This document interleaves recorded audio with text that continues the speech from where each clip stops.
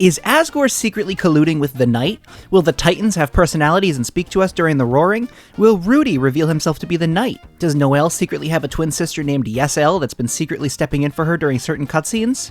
Those may or may not be the theories sent in by viewers that I'm going to cover today in this episode of Deltarune Theory Review. My name is Spookydood. Make sure to like and subscribe. Remember that if you want your theories reviewed, you need to send them to spookydoodtheories@gmail.com. Now let's discuss. First off, on the topic of Noelle's secret sister, Yesel. No, I'm joking. Our first theory is from Anon, who has anonymously revealed the truth about Spamton's identity.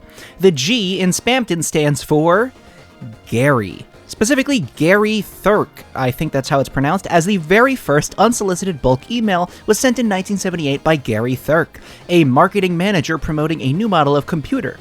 To this I say, I believe it. This is a pretty great explanation as to what the G stands for, and there aren't that many others. I'm going to give this one a 9 out of 10. If you have another suggestion as to what the G could stand for, please let me know. It's obviously not Gaster, and so with that out of the way, I mean, Spamton, Gaster, Spamton, come on, man. But without any other option, I think Gary and it ties in, and I think it works. This is a good theory. Theory number 2 is from Tony Andrew 2, who states that Gaster has in fact been split, but not into several shards. He's been split in 2. Both Gasters will be relatively morally gray, however, for the sake of a clear and concise story, one Gaster will be villainous and act as the game's central antagonist, while the other Gaster will be more of a friendly entity, and will assist us along the way and truly cares about us. Good Gaster has retained all of the positive aspects of Gaster as an individual, while Bad Gaster has become fully consumed by his attempt at total scientific conquest. Tony Andrew also states that it's possible Good Gaster is the Eggman and Bad Gaster is the Gonermaker Gaster, though he says that's up for interpretation.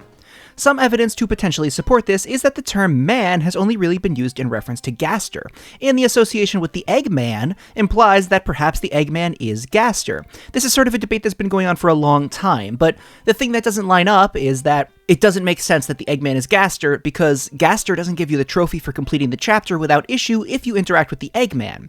And the Eggman is also kind of just tonally different than Gaster. It just doesn't feel like the same thing, and he appears in the light world.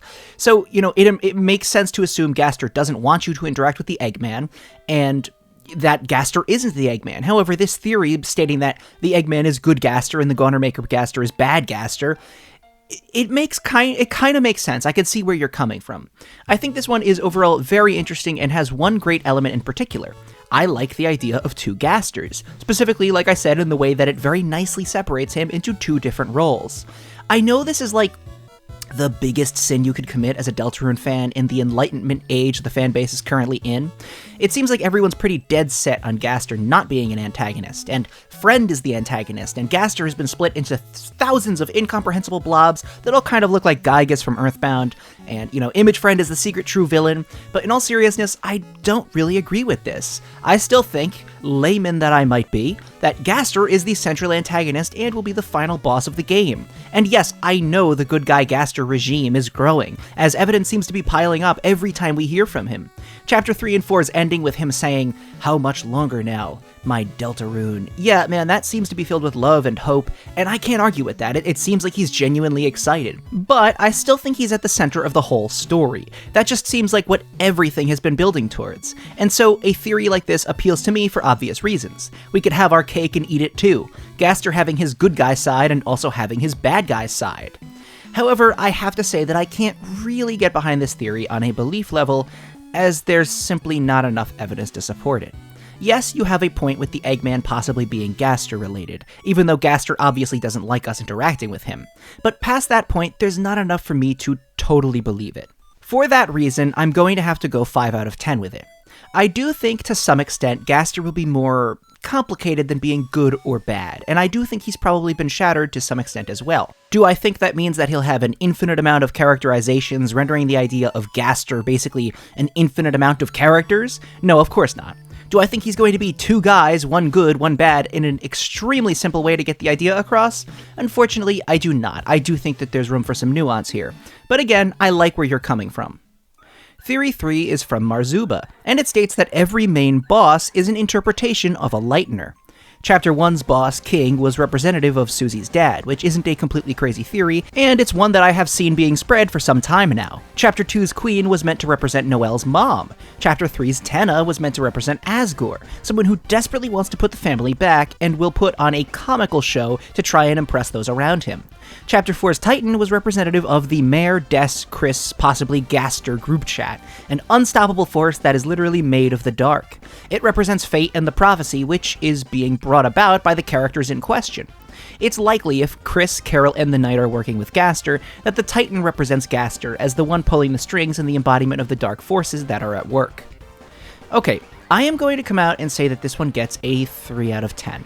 I'm sorry for the low score, but I actually think you're 90% of the way to the right answer, but then missing it by trying to link it up to a hardcore answer, so to speak, rather than just taking it for what it is. Like, you have the symptoms of a problem, but then rather than conclude that, the story has that problem, you're trying to create a new problem from it that has all the characteristics of the first problem. You know what I'm saying? What I mean is, yes, Tenna represents the family drama and the Dreamer household and trying to bring the family back together. Yes, Queen represents the overbearing quality of Noelle's mother, as well as Noelle's inability to take control over her own life. Yes, the Titan represents the unstoppable prophecy and the power of the Dark Worlds, but what this should lead you to is more so that the bosses of each chapter represent the themes brought up in the chapters themselves, not that they, represent some other thing. Like in a Super Mario game, for example. Super Mario, I know it's Super Mario, but sometimes I like to say Super Mario because it's funny. You'll have fire-based platforming obstacles in the Fire World, and the final level in the Fire World will be all of those unique fire-based obstacles in a large level, combining them all, ending with a fire-based boss to round it off and sort of put a period at the end of the fire-based sentence, if you get what I mean. In this way, Deltarune is just doing what stories like it need to do with its themes. A chapter about Noelle's inability to say no, her lack of control, ending with Queen, a character that represents that theme in a physical form. A chapter about the Dreamer household, about the way things were before, about the family being split and separated, and it ends with a character who sort of represents that idea and was physically affected by the Dreamers separating. Same thing with Chapter 4. The whole chapter is about the dark inevitability of the prophecy, so of course the final boss will carry that theme too. The bosses don't represent the lightners at the end of the day.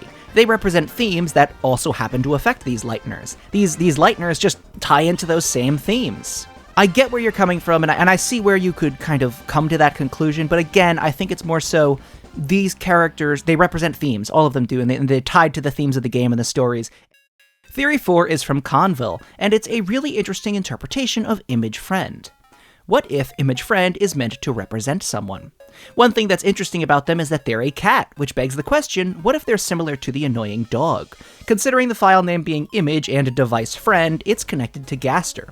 So what if Friend is Gaster's version of the annoying dog? Friend is to Gaster what the annoying dog is to Toby Fox. It's a creature that pops up in different moments, but unlike the annoying dog, which messes with the player and creates funny moments, Friend is the inverse. It's cryptic and harmful and hostile to the player. It is the exact inverse of the annoying dog, a black cat as opposed to a white dog. Even the full cat design is like the opposite of endogeny. Is that how you pronounce that? Which shares a likeness to the annoying dog. What if Toby and Gaster can't physically appear in the game, so they have these creatures do so in their stead? Yeah, I think that's a very, very interesting idea. It's a very interesting theory, and I definitely like it a lot.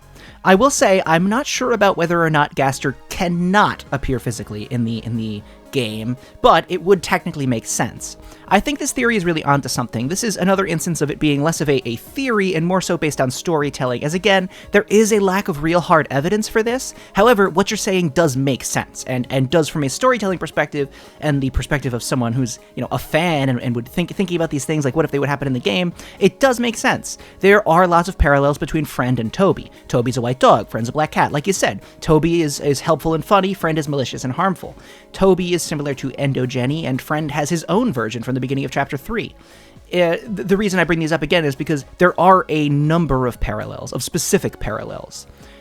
Is it possible that Friend is going to be used to make a grand statement about Toby or about game development as a whole? Sure, maybe, though the dog hasn't been used much outside of comic relief, so who knows. Not that you even had that as part of your theory, that's just me thinking out loud. The idea that a Friend is Gaster rep is Gaster's stand-in, so to speak, though, it does work, especially considering the Gaster game dev parallels we've seen within the community. I do want to bring up the fact that Friend being named Device Friend, what's interesting about it is that I understand that there are alternative explanations for this, but it is in the files that also relate to the Goner Maker and the device vessel and device. I don't remember the specific names off the top of my head, but you know what I'm talking about.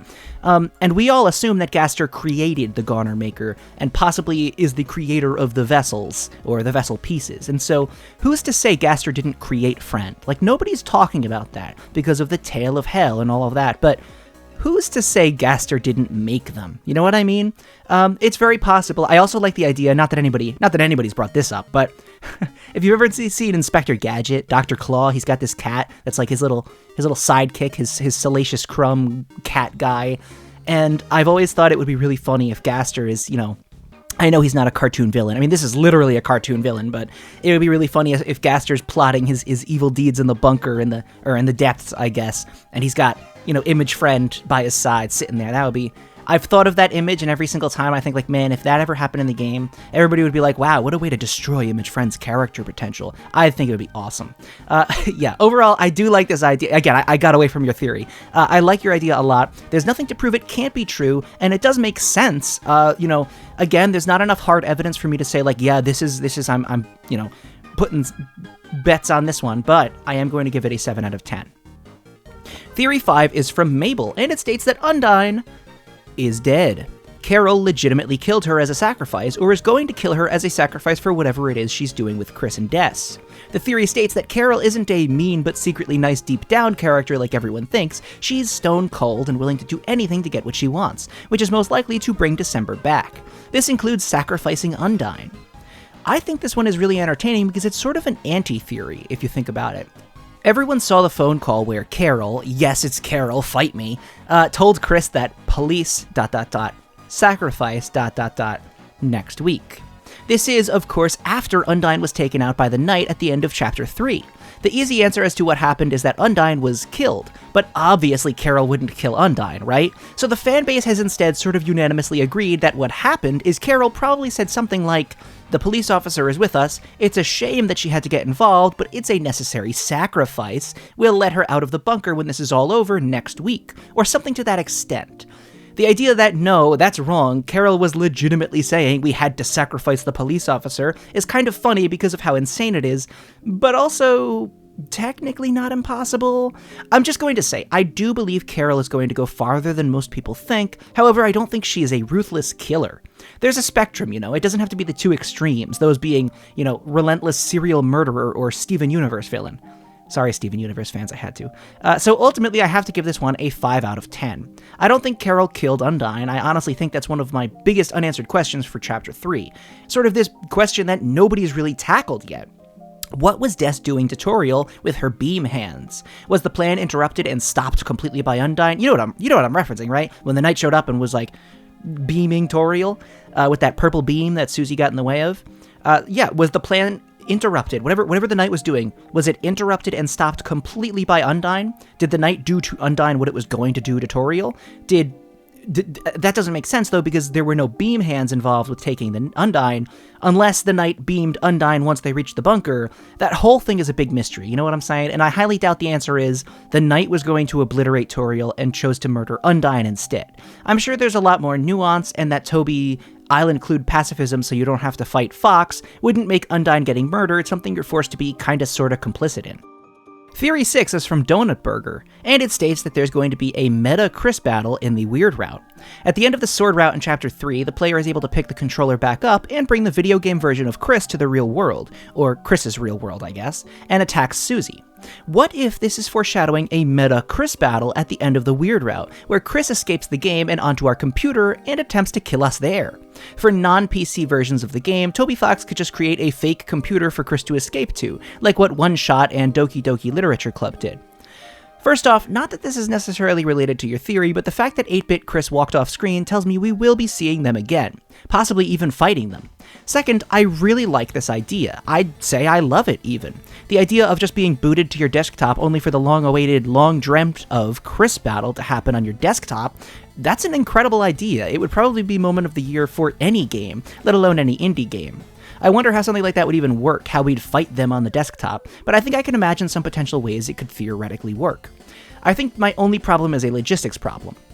how would Kris get to the real world? This raises many questions. Through, like, a Gaster real-world machine?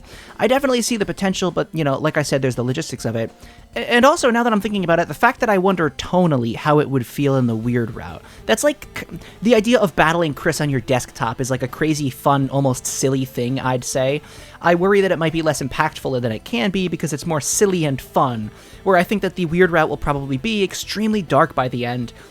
Maybe even like on the levels of the bad ending of Omori, if you catch my drift. That being said, it's a really cool idea. I'm going to have to go 5 out of 10. On a scale from 1 to 10 on how much I like it, trust me, it's a 10. I do hope that this happens with some character, or something, you know, equivalent with some character. The thing is, there's not enough evidence yet. And the fact that it would probably seem a little weird. You know, this is the thing about these videos. I feel very bad giving low ratings, because in truth, a lot of these theories are very, very good. And they are, you know, like, in terms of what the game has done and, like, the precedents that have been set, it's not something out of the question. It's a good idea. It's unique. It's not something I've heard before. It would be super cool. It makes sense. Like this, for example, the Kris goes onto your desktop and fights you. The problem is there's just not enough evidence, and when I give theories high ratings, despite a lack of evidence, people get mad. last theory review, it started off, and like sort of the focus of the video was on this 30-page Asriel Knight theory. And the truth is, I don't believe Asriel Knight whatsoever. It's obviously Des. But the theory was so well put together and had so much like convincing evidence. Like, I don't know how to explain it, but it's kind of like when you watch those History Channel ones where it's like the aliens that were secretly, you know, in the Chuck E. Cheese robots, and you're like, okay, this is nonsense. You know it's not true going in, but then you watch it and you're like, wow, like they put together such an argument, and it's so fun, and it's so fun to think that it might be real, that like to some extent you almost want to believe, you know, it's just like, oh, this is so much fun, and then all the evidence was so well worded, and in that way, you'd go away from a video like that, you'd walk away saying like, yeah, that was a good one.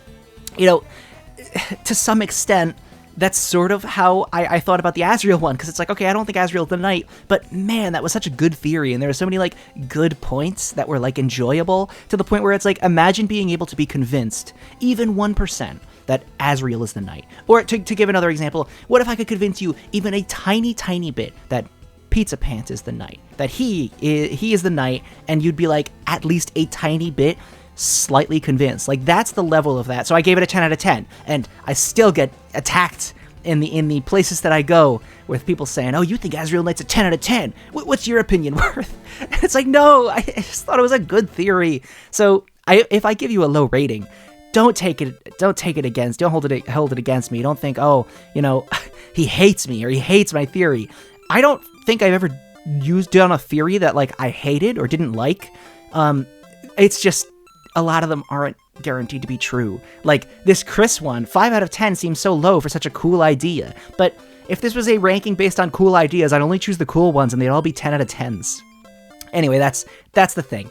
Kris escaping the computer, fighting you on your home screen, very cool. I did think when I started reading it, I think that the way you wrote it in the email was, what if Kris escapes the game and makes it into the real world? And then you said, like, oh, on your desktop. But at first I was like my monitor? Like, they're gonna crawl out of my monitor and fight me? And that, I think, would be a 10 out of 10, just flat out. Theory 7 is from Samantha. Basically, the Black Shard is seemingly the only weapon capable of killing Darkeners instead of making them flee, seeing as it cuts Tenna to pieces. If the Black Shard and the Shadow Crystals are made of the same material, this could make sense because the Shadow Crystals cut through the Dark World and show a vision of some kind of reality. So maybe, in that same way, the Black Shard cuts through the darkness and actually destroys the object itself given the properties of the glass-like substance, and determination or something like that. I really like this idea, and I actually think this is the second big unanswered thing about the last chapters. What's with the different references to dark substances? Some that move like glass, some that slip through your hands, some that grew from bitter waters. Are they all the same thing? Are they the thing that make up the Knight and the Titans and the Shadow Crystals, the Black Shard, and all the other stuff? Or are there more than one type of dark, shadowy substance? This theory basically states that the crystals and the Black Shard are made of the same thing. The only problem I have with that is that, based on the teases Toby has given us for Chapter 5, it seems like Sham implies that the Shadow Crystals are something separate.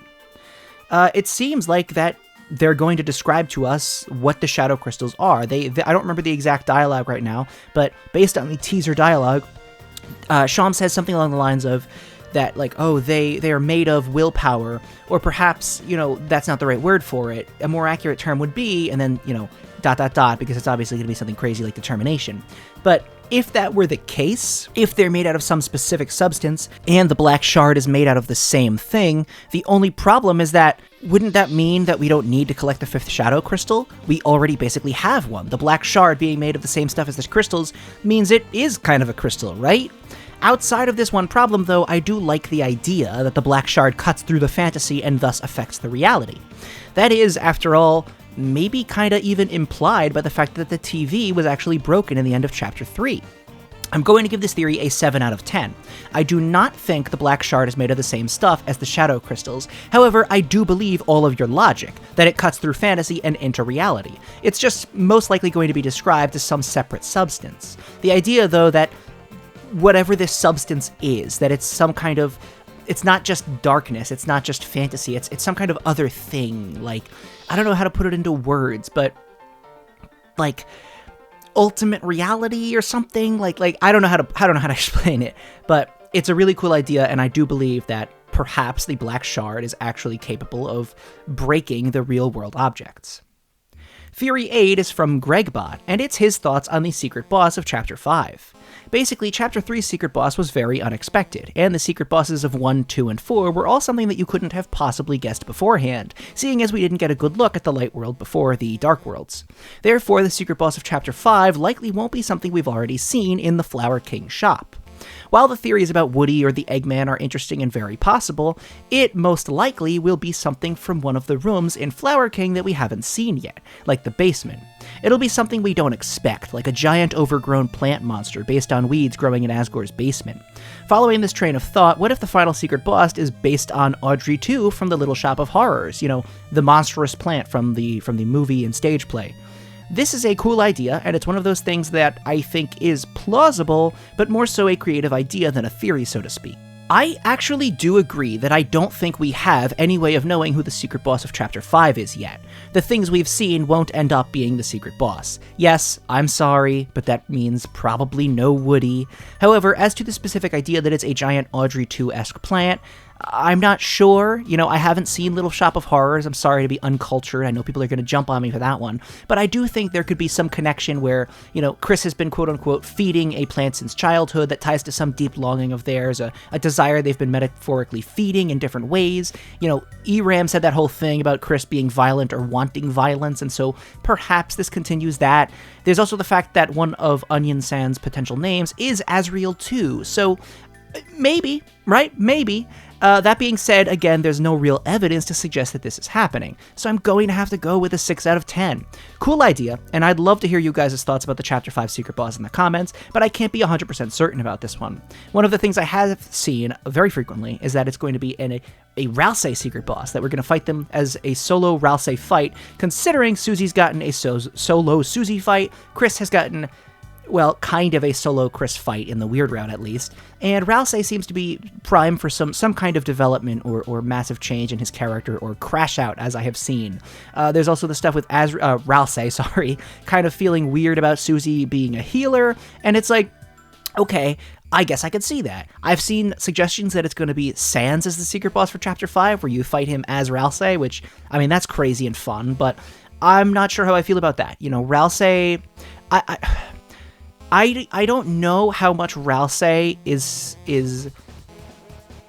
his own character yet, if you know what I'm saying. Like, one of the things was that Ralsei had no selfish desires. Ralsei had no understanding of the concept of self, practically. He was serving Kris and Susie and trying to alter the prophecy, and apparently serving someone who, told him about the prophecy and all that stuff. And now with Chapters 3 and 4, there's definitely more about that, more with Ralsei having his own room and stuff. But to some extent, I don't think that Ralsei has fully overcome that problem yet. So the idea that he's going to have this secret boss fight, I'm not sure how I feel about it. You know what I mean? But it's not impossible, and it's a cool idea. That wasn't a theory to review, that was just a thought. Theory 9 is from Jaden, and it's called BOWSETTE Theory. Basically, we know that Deltarune will be a highly subversive work, and will use its story to comment on things like controlling a character and creating fiction. But what if the plot becomes much more focused on finding December? If that were the case, the game would be about traveling through several themed worlds in order to save the daughter of royalty and wealth. Or in other words, a princess from an intimidating monster while getting various power-ups along the way, while also getting help from our timid green brother. It seems very, very close to Super Mario Bros. Now, this theory states that building off of this, we're going to be facing a very unexpected boss, December herself. According to this theory, we will find a girl who is in need of saving. It seems almost too generic, too based on video game tropes. We won't get a clean rescue mission that ends universally happy. She was likely actually killed by Image Friend while on a Dark World adventure. This led to her becoming a Gerson-like Dustner. Asgore was the only one who knew. Nobody believed him, not even the other people in the roaring group chat. They think she's alive. After defeating the knight, who is likely Rudy, everyone will realize that Des is in the bunker. We'll unlock the bunker with the codes needed, and march in there only to confront the corpse of December, warped by misery and regret. We'll be battling against the trope itself, the girl locked away by the monster. December is simultaneously that, and also the spiky monster to be slain at the end of the game. She is both Bowser and Peach, hence BOWSETTE Theory. We'll be fighting this boss while also spitting in the face of the prophecy. Susie can be a hero, and the heroes sacrificing their lives is not the only way to save the day. Okay, I like certain elements of this idea, but I will say it's a bit too wide-reaching for me to commit to. I think the biggest problem is the Rudy Knight stuff, which I don't think is true, the idea of the Des corpse battle, and the idea that Kris and Carol don't believe December is dead, especially if her ultimate resting place is in the bunker where Kris and Carol already are. It doesn't quite make sense to me for Rudy to be the knight. He's just too sick, and while I get he could technically be sick from being the knight, that just feels like too much of a stretch. That being said, I do think that thematically you raise a good point. You're not the first person to find it slightly odd or even take issue with the fact that Deltarune could ultimately be a damsel in distress story.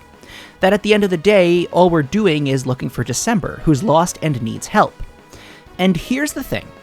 First off, as far as your theory goes, the idea that we'll be sort of attacking a damsel in distress story by commenting on it, I get it, but my thought is that it can be done right.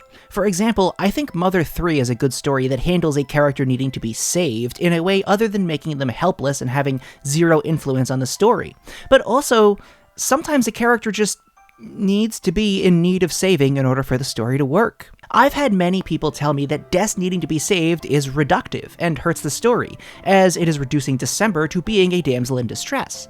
If December is in need of saving, while yes, many fan interpretations that give her more agency would be proven wrong, with the actual story giving her less agency, I don't think it's inherently bad to make her in need of saving. We know that someone is lost in the code. We know that Kris and Carol are working towards something. I think it only makes sense to assume what 90% of the fanbase already assumes, and conclude that their goal is to somehow find a way to save Des. I don't think that the knight is simply Des, totally fully alive, fully aware Des. Like I've said in previous videos, it just doesn't line up for her to be totally aware and not talk to Noelle, for her to want to cause the end of the world, and for Carol to work with her. Carol, who, by the way, seems to not have much in common with December's lifestyle. I believe that to some extent, yes, Des is in need of saving. That's what is sort of driving the story. Do I think that she's going to have zero agency, locked in like an ice crystal somewhere in Gaster's maliciously evil lair? No, of course not. I think if she's lost in the code, there's a chance she eventually finds her way somewhere to do something. There are fan games that have Des and the vessel find each other and fight their way through the depths. It's, technically something that could work. But I don't think that the knight that we've seen is 100% fully conscious Des.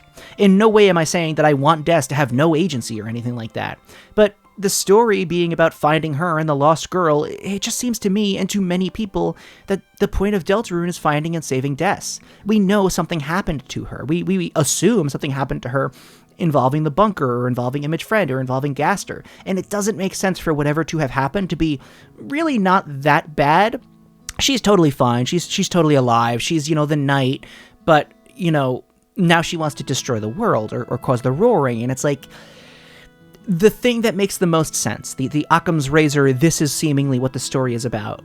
is Des was lost, went vanished, split, shattered, whatever, in the code when she found whatever it was in the bunker with Image Friend and Gaster and all that stuff. Whatever it was that happened, it left her sort of shattered, and that obviously, destroyed the town. The Asgore and Toriel Asgore had some involvement. Asgore and Toriel split because of what Asgore claims to have seen. Nobody believes him. All of these things, Carol and Kris, their plan to team up and do this, one of them probably bumped into the Knight at some point and were like, oh my god, what the heck, it's December, and then sort of formulated this plan. I think that what makes the most sense is that what they're working towards is to undo whatever happened, which is the thing that happened to Des.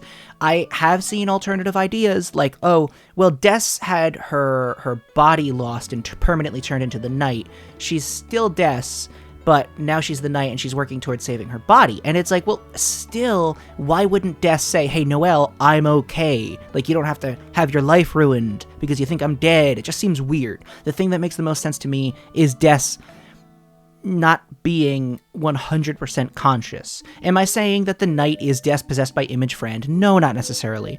But, there is clearly something going on. There's the implied links between Kris and Des physically. There's the weird variable that says Toriel when it comes to Des being either normal or dark looking. What's the deal? I think there's more going on than Des simply being the Knight. I don't think Des can take off her helmet and it's like, oh yeah, there's Des. It's a little weird to me.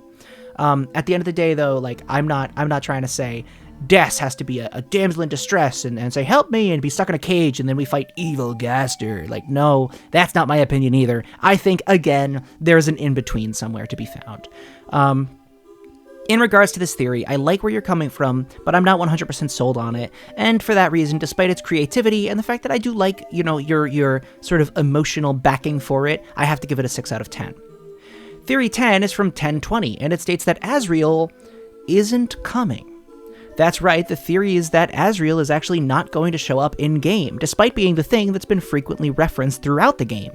The game will likely end at the point where he steps out of the car and introduces himself. We won't see him, but the final shot of Deltarune will be the character standing there, and there'll be a text box saying something like, finally home, hey everyone, you all waiting for me, or something to that extent. Cut to credits. The end. I can't say I hate this idea, and I'm going to try and beat around the bush by mentioning that it actually lines up with another indie game that builds up to something, but then at the end it doesn't show us what it is, the story was about the journey to get there, you know what I mean, to the something that was being built up to, and we don't actually need to see the fallout of it all. I'm not going to tell you which one, even though it's been quite a while since it released, and all of you probably know, but, it can work.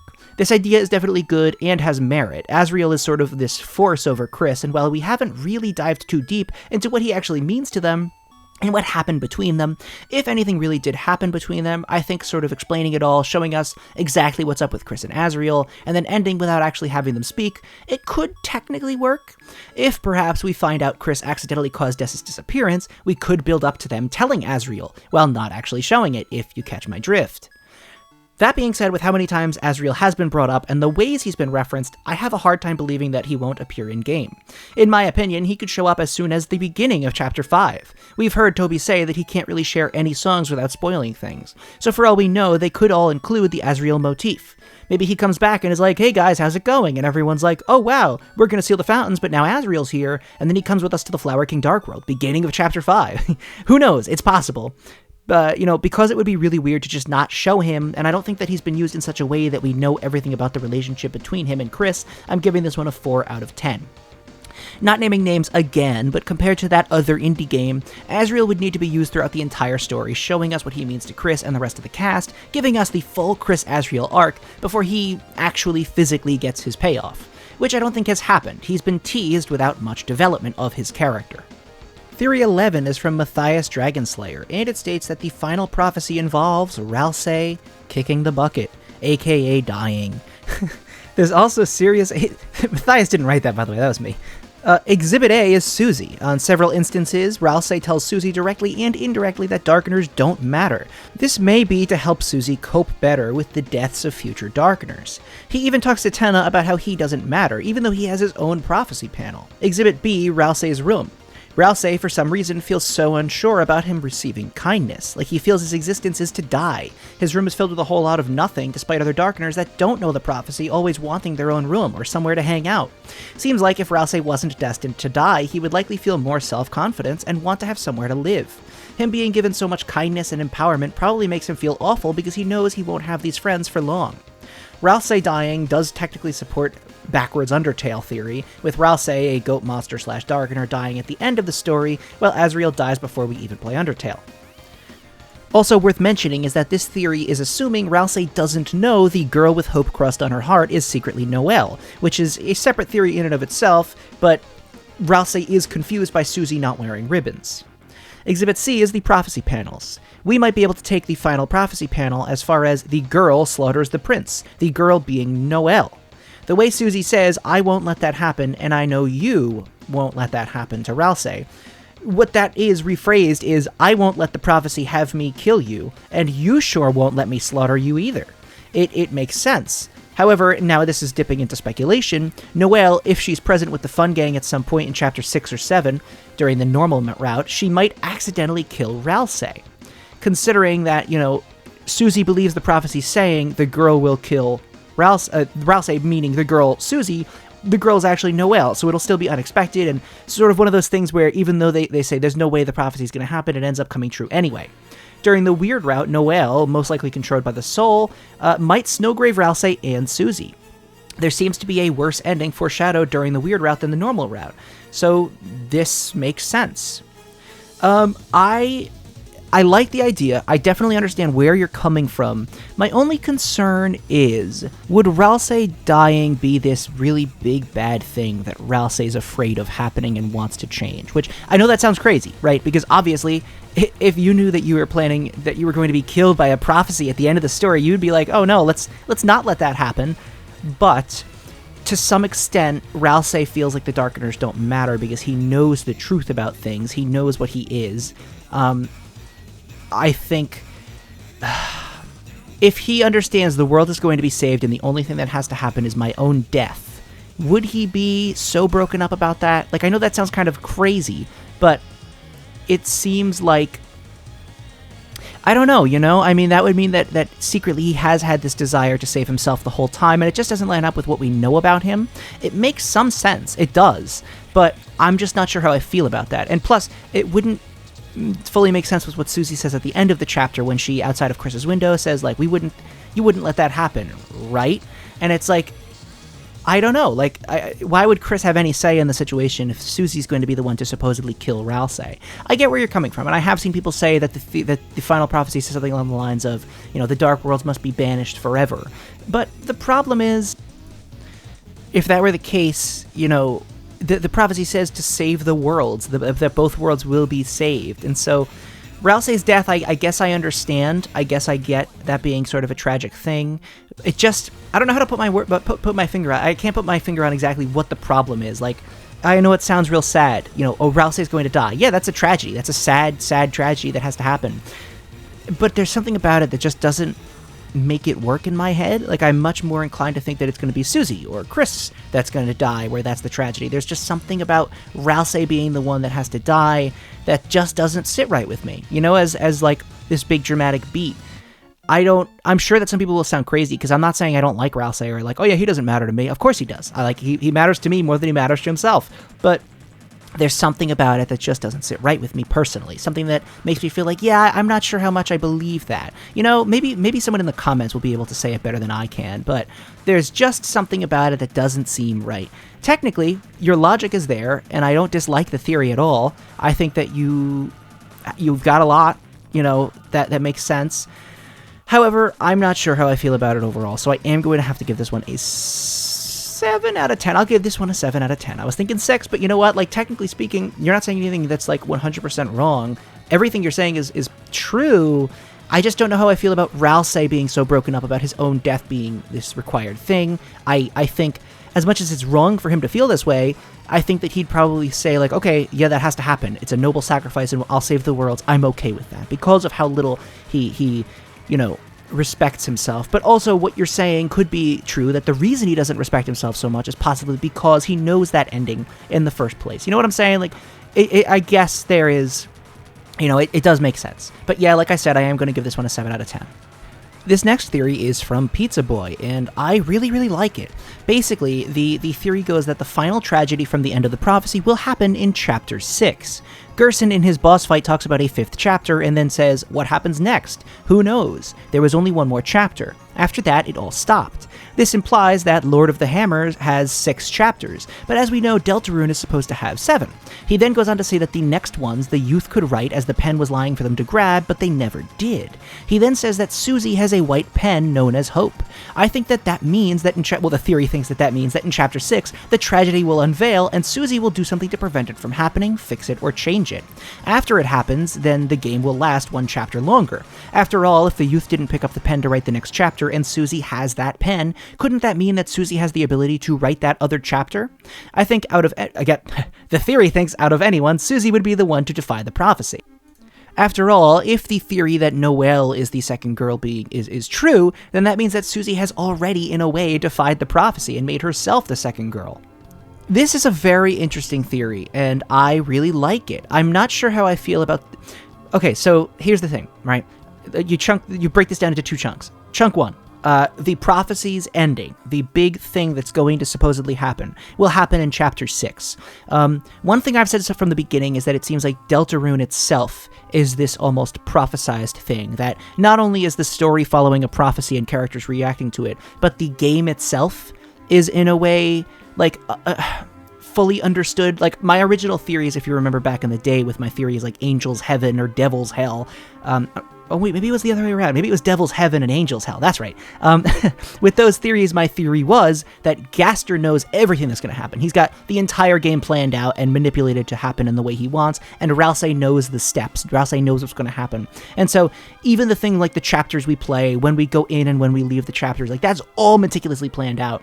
And so with a theory like this, you might be like, oh, well, that doesn't make sense because isn't the ending, like the final, doesn't that make sense to happen in the very end of Deltarune? Maybe this is something that you guys don't feel. Maybe this is just a weird feeling that only I have in my head. But hearing that, it almost seems wrong. Like, wait a minute. Are you saying the final chapter, like the Chapter 6 is going to have the ending of the prophecy? No. The very end of Deltarune is going to have it. And then we're going to do meta-narrative exploration outside of the chapters and stuff, but that's like a sort of set in my ways thing I've been thinking for a while. What you're saying here does make a ton of sense. Gerson said that there were 7 chapters in total, there were 6 chapters in total, and the 7th, the final chapter, was never written. And if what you're saying is right, this actually makes sense. Chapter 6, which is probably going to involve, the roaring to some extent, or maybe to full extent, is going to have that horrible prophesized ending happen, but then Susie is going to find a way to subvert it, and it will lead to Chapter 7. At the very least, I think that first part is correct. I do think that the thing that is destined to happen, the tragedy at the end of the prophecy, yeah, I kind of think it could happen in Chapter 6. I mean, that might be right. My big question was always if the ending of Deltarune is about this tragedy. And as much as we're thinking, oh, it's not going to happen, it's probably going to happen. It's like the Scooby-Doo thing where if they say it, then it's not going to happen. If they don't say the plan, then it happens. Since we don't know what this is, I think it's highly likely that it's going to happen.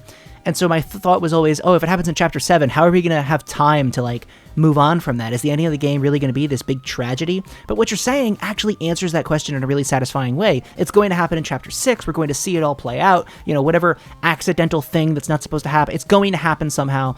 But then Susie's going to find a way to subvert it or undo it, and that'll lead to Chapter 7. Do I think that she will actually manage to subvert the prophecy and avoid it? I don't know. I'm not sure how I feel. I think there's always a chance that what you're saying is still technically right, and it could happen. The actual thing, the tragedy does take place and goes fully, it's fully done, but then Susie finds a way to still, keep, not necessarily avoid it, but move forward and potentially undo it in Chapter 7. Either way, though, I do think that you're very, very much onto something, and I am going to give this one a 9 out of 10. This is a very good theory. I'm surprised I haven't thought about it sooner, the thought that, yeah, the prophecy, the tragedy is going to happen in Chapter 6. That makes total sense. And that about covers it for this time. It's ended up being a lot longer than I expected. I remember back before the last chapters came out, I managed to do a 60 theory review and then a 65 theory review, and I was like, yeah, this is awesome. I don't know how I did that, because nowadays I talk about these, and that 65 theory review was like an hour, 20 minutes to an hour and a half or something. We're at 50 minutes and we've only covered 12 theories. What the heck is happening? But yeah, I did very much enjoy this one. I like a lot of the theories that you guys send me. I love all the theories you guys sent me. I really do appreciate it. If you want your theories reviewed in a future one, send it to spookydoodtheories@gmail.com. Because many people have asked me, theories that you've already sent me are never like discounted. Like, it's not like, oh, so if you've already sent me the theory and I haven't done it, that doesn't mean it's disqualified from ever showing up. I sort of go through my inbox and there's thousands. Like, I'm dead serious. I was so shocked by how many of you guys actually sent me your stuff. There's thousands of theories in my inbox. And so whenever I do one of these, I go through as many as I can in the, a regular time.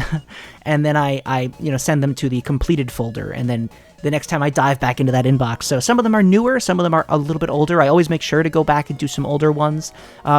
Obviously, at this point, we're kind of past the post-Chapter 2, pre-Chapter 3 theories, so I guess if you sent me one before Chapter 3 and 4 came out, couldn't hurt to resend it. But even still, I do look back and see if there's any that I might have missed once in a while. So, yeah, I really appreciate you guys watching this one. I hope you didn't hate any of my thoughts on this one like you did with the Asriel Knight one. I'm sorry I liked that theory. It was a good, well-written theory, It was fun, okay? And there were people in the comments that said, wow, I can't believe I'm convinced of Asriel Knight, so I'm not the only one, man, okay? And again, I'm not convinced of it. All right, I already went through this. Yeah, I had a really good time with this one. We're at a point now where I'm starting to get that itch, that itch, not like an itch like I want to do something, but like itch like I'm feeling like something's going to happen soon, all right? Any upcoming Nintendo Direct, I would not miss it. Now, I'm not saying it's going to happen. I'm not saying there's going to be a trailer, but it's coming out this year. It's probably coming out, considering how far along, like, I've seen people say, based on, like, what Toby Fox did last time with what he had said about production and how far it was along, we're at a point where it could be likely for a June release even. I don't know how I feel about that. My thought has been since Chapter 4 that it's going to be a fall release, that, just to give them more time. Like, if I was Toby Fox, I would personally release it in the fall, even if it was done by June. My thought process being, okay, we release this in the fall because we'll have a couple extra months to work on Chapter 6 and 7.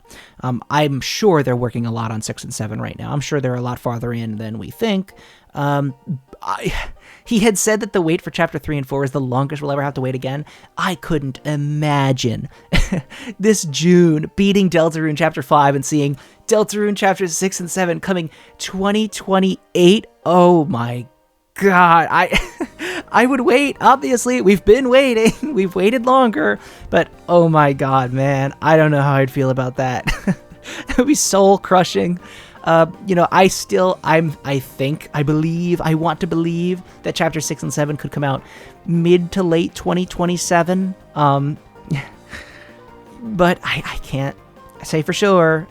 So, anything's possible. But I do think we're at a point now where we might see a trailer or one of those mysterious Toby Fox website ARG-esque things like the Valentine's letters or the actual Spamton sweepstakes, which it wasn't an ARG, but I mean, the term is so diluted nowadays, everything's an ARG.